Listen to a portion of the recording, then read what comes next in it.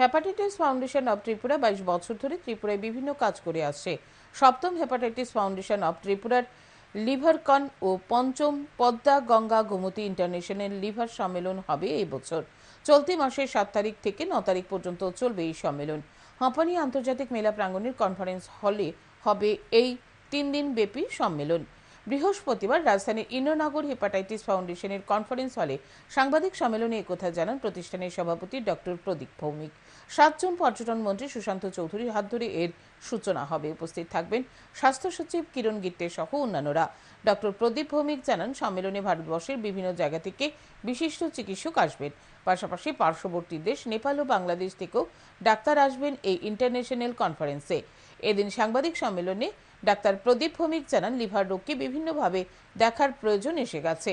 Liver রোগের যেমন চিকিৎসা পরীক্ষা নিরীক্ষা হবে, তেমনি সেটিকে প্রতিরোধ করা অত্যন্ত প্রয়োজন। তিনি বলেন, লিভার রোগকে কেবলমাত্র হাসপাতালের 4 দেওয়ালের মধ্যে বন্ধ রাখলে হবে না। এসব বিষয়কে সামনে রেখে 3 দিনের সপ্তম লিভারকন আয়োজন করা হয়েছে।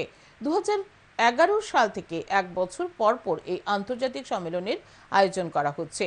আর 2019 সাল থেকে পদ্মা গঙ্গা গোমতীর নামে আরেকটি সম্মেলন করা হচ্ছে।